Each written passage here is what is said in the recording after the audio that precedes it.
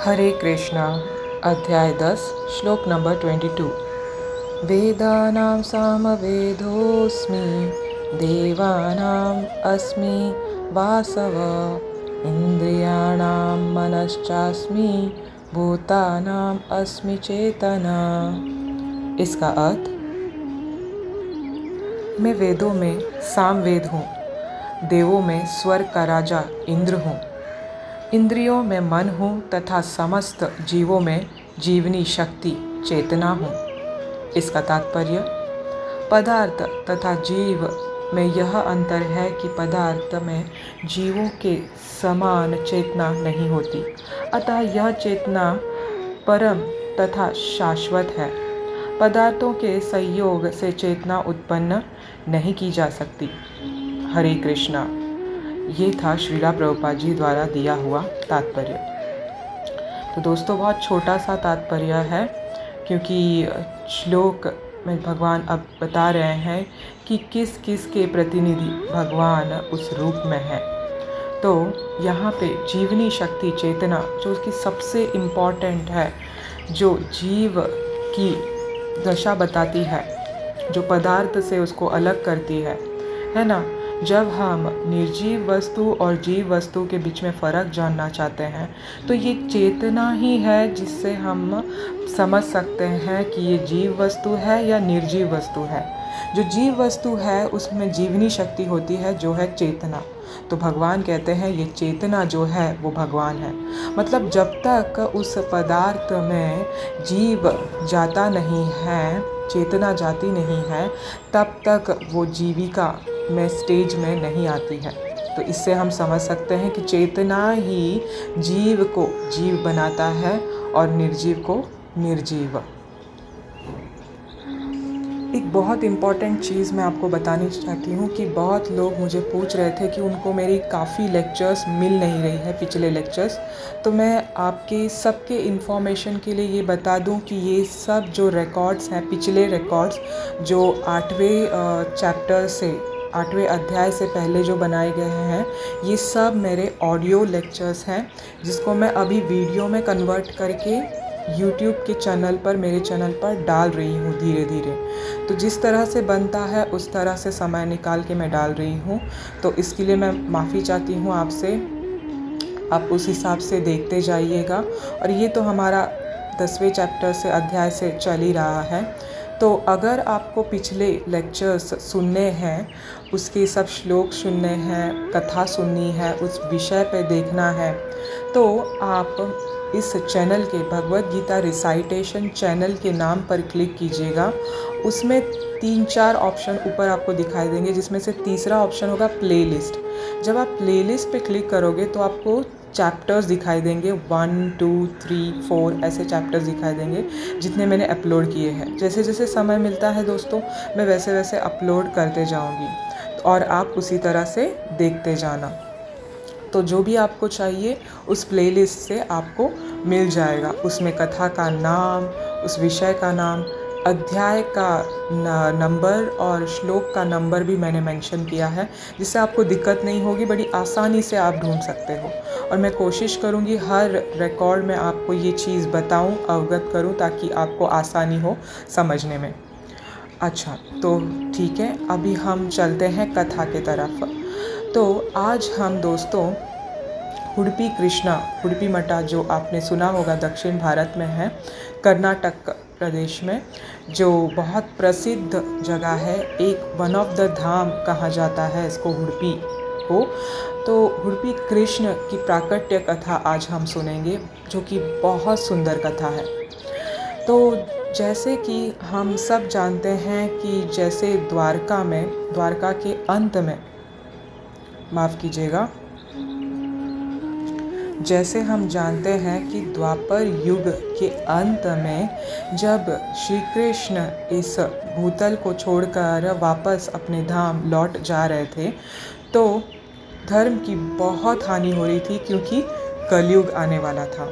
इतना कलयुग का प्रभाव बढ़ गया था कि उसने नींव को ही हिला दी थी, धर्म की नींव को ही हिला दी थी। धर्म का नींव क्या है?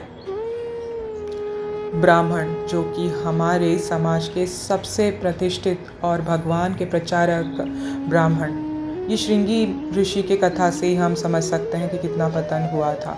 तो इस तरह से कलयुग बहुत पारा चढ़ते जा रहा था, लोगों का पतन होते जा रहा था, शास्त्र पे विश्वास हटते जा रहा था। तो उसको स्थापना करने के लिए जो निर्विशेषवादी, मायावादी सब बन गए थे, तो उसको खंडन करने के लिए, उस वापस धर्म को स्थापना करने के लिए भगवान ने वायुदेव को, अपने सबसे जो मुख्य देवता हैं, जिनको मुख्य प्राण भी कहा जाता है, उनको भेजा धरती पे, ताकि ये धर्म की स्थापना हो सके और सब जीवों को शास्त्र का ज्ञान समझ में आ सके, स्पेशली मनुष्य जाति को। तो जो हमारे वायुदेव हैं, मुख्य प्राण हैं, वो दक्षिण भारत में उन्होंने जन्म लिया। किस आचार्य के नाम से? श्री मध्वाचार्य के नाम से। तो मध्वाचार्य जो हैं, हमारे जो ब्रह्म संप्रदाय के हैं, गौड़ीय संप्रदाय के हैं, ये मुख्य आचार्य है। जैसे जैसे ये भगवान से ये ज्ञान, दिव्य ज्ञान, मैंने आपको चौथे चैप्टर में भी बताया था, जैसे ये नीचे आया, ये ब्रह्मा जी से, भगवान से ब्रह्मा जी, ब्रह्मा जी से नारद मुनि, नारद मुनि से व्यास मुनि, और व्यास मुनि से ये हमको श्री मध्वाचार्य जी को मिला, और उधर से फिर विस्तार होते चला गया। फिर चैतन्य महाप्रभु आए और चैतन्य महाप्रभु ने इसको पूरी तरह से स्थापित कर दिया। तो इस तरह से इस हमारे संप्रदाय का जो नाम है, इसको ब्रह्म मध्वा गौड़िया संप्रदाय कहते हैं। तो ये हमारे सबसे मुख्य आचार्य हैं, जिन्होंने हमें ये ज्ञान दिया है। तो हम आज सुनेंगे कि किस तरह से उडुपी कृष्णा का प्राकट्य हुआ। तो बात ऐसी थी कि एक बार मध्वाचार्य जो हैं, मल्पी बीच करके है, मल्पी समुद्र करके है, जो दक्षिणी भारत में पड़ता है, कर्नाटक में, उडुपी क्षेत्र में। बहुत सुंदर बीच है, समुद्र है।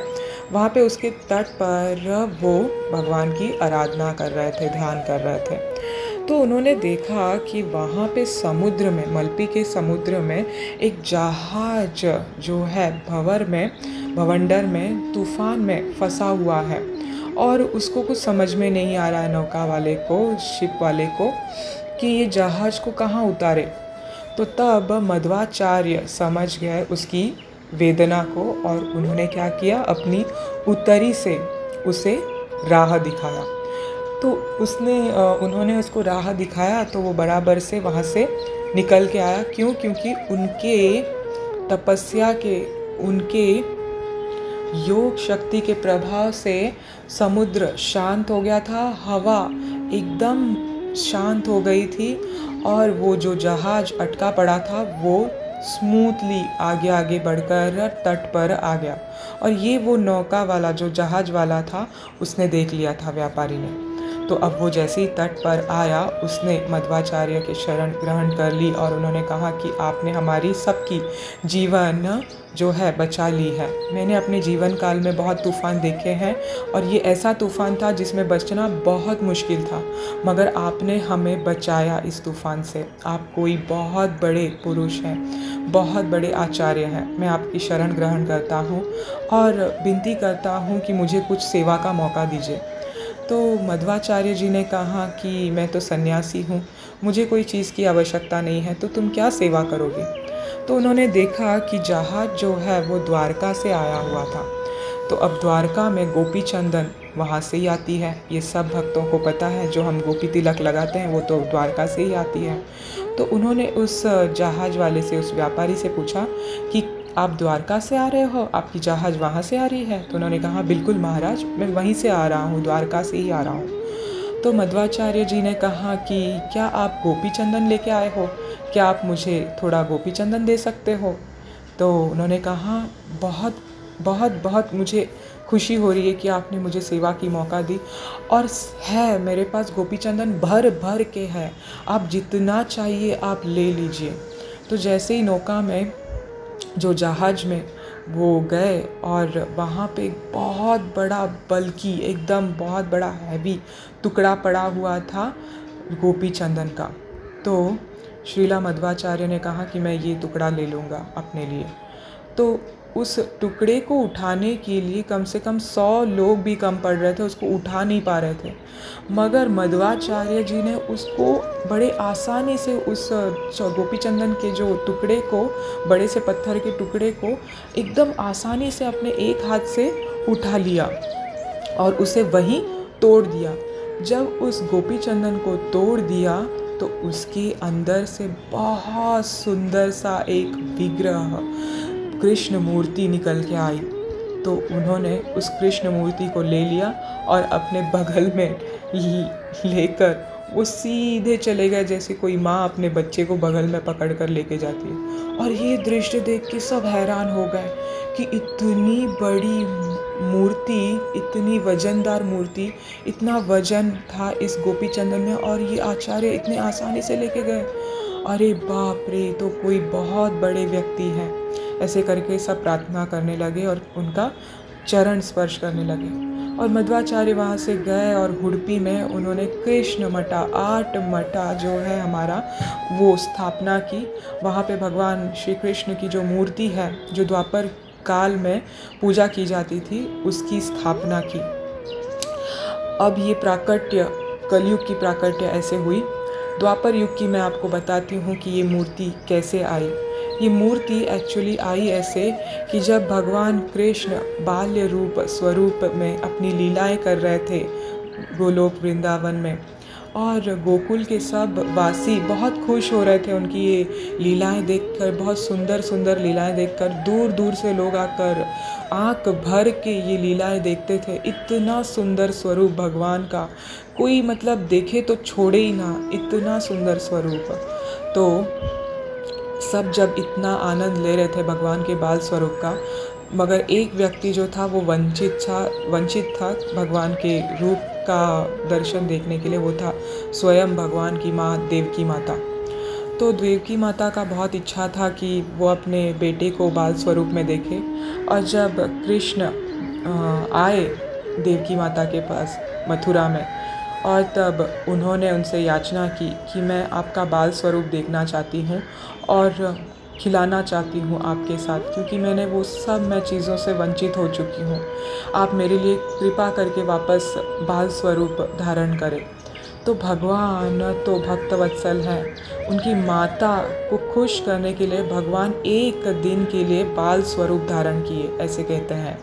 तो भगवान बाल स्वरूप जैसे ही धारण किए, माता इतनी खुश हो गई, देवकी माता उनको ललायित करती, उनको नहलाती, उनको उनके छोटे छोटे कोमल कोमल बाल संवारती, उनको मोतियों का माला लगाती, मोर पंख लगाती, कानों में कुंडल लगाती, उनको बड़े चंदन से डेकोरेट करती, बहुत सुंदर सुंदर द्रव्य से उनका साज श्रृंगार करती। इस तरह से माता पूरी तरह उनके सेवा में मग्न थी। इतना सुंदर स्वरूप कि वो छोड़ नहीं पा रही थी। अब उस वक्त श्री कृष्ण भगवान की जो विवाह हो चुकी थी रुक्मिणी से। अब रुक्मिणी ये सब खड़े खड़े देख रही थी देवकी माता को, और वो रूप भगवान के बाल स्वरूप को देखकर वो इतनी मनमोहक हो गई, इतना उसका मन अटक गया उस रूप पर कि उसके मन में चाह आया कि मुझे ये बाल स्वरूप आजीवन देखना है, मैं इसको नहीं छोड़ सकती। तो जब भगवान वापस अपने स्वरूप में आ गए तो उन्होंने एकांत में अपने कमरे में अपने पति परमेश्वर श्री कृष्ण को कहा कि मैं आपके बाल स्वरूप को हमेशा अपने आँखों में बसाए रखना चाहती हूँ, मुझे आप हमेशा के लिए वो बाल स्वरूप दे दीजिए। तो भगवान ने कहा, अब वैसे ही सेम, भगवान तो भक्तवत्सल है, वो तो सबकी इच्छा पूर्ण करते हैं, और जिसकी इच्छा सच में भगवान को पाने के लिए होती है, उसकी इच्छा तो भगवान पूरी करते ही करते हैं। तो जब किसी को भगवान का स्वरूप का दर्शन करने की इच्छा होती है तो बिल्कुल दर्शन होता है। तो इस तरह से भगवान ने क्या किया, विश्वकर्मा को बुलाया। विश्वकर्मा जो कि श्रेष्ठ शिल्पीकार है देवताओं में, उन्होंने भगवान से पूछा कि क्या आज्ञा है। तो भगवान ने कहा, आपको मेरे बाल स्वरूप का जो है वो मूर्ति बनाना है, विग्रह बनाना है मेरी प्रिय पत्नी रुक्मिणी के लिए। तो उन्होंने कहा ठीक है। उन्होंने विग्रह बनाया, वैसी बाल स्वरूप विग्रह बनाया जिसमें एक हाथ में भगवान ने रस्सी पकड़ी है और एक हाथ में मक्खन पकड़ा हुआ है, मक्खन का गोला है, तो ऐसे सुंदर स्वरूप की मूर्ति भगवान की विश्वकर्मा जी ने बना के दे दी। अब जो रुक्मिणी जी की जो खुशी का जो ठिकाना है वो तो रुका ही नहीं, वो तो दिन रात बस उसी की सेवा करती, उसको ललाती, उसको नहलाती, उसको साज श्रृंगार करती, अच्छे अच्छे द्रव्यों से, खुशबूदार द्रव्यों से उसका श्रृंगार करती, मोतियों का हार डालती, पैरों में पायल डालती, ऐसे इस तरह से श्रृंगार करने लगी। और जब द्वापर युग खत्म हो गया और सब कुछ द्वारका नगरी सब जब पानी में विलीन हो गया, तो उस समय ये मूर्ति भी वहाँ पे विलीन हो गई, ऐसे कहते हैं। और फिर कलयुग का जो मैंने आपको स्टार्टिंग में कथा बताया था कि किस तरह से भगवान उस गोपी चंदन के थ्रू मध्वाचार्य जी के हाथ में आए और उनके थ्रू वहाँ पे स्थापित हो गया उडुपी मठा में। तो आज भी हम कर्नाटक के उडुपी मठा में जाते हैं, आप जाओगे तो ये सुंदर सा भगवान कृष्ण की मूर्ति अलग अलग साज श्रृंगार से बनी हुई आप देख सकते हो और बहुत ही क्यूट है दोस्तों। भक्तों आप देखोगे तो पागल हो जाओगे, इतना सुंदर विग्रह है। एक छोटी सी खिड़की है जो भगवान के एक भक्त बने हैं कनकादास करके, उस खिड़की से देखना होता है और अंदर जाके भी आप पूरी तरह से भगवान के विग्रह को देख सकते हो। तो इस तरह से ये थी भगवान कृष्ण, उडुपी कृष्ण की प्राकट्य कथा। आशा करती हूँ आपको अच्छा लगा होगा।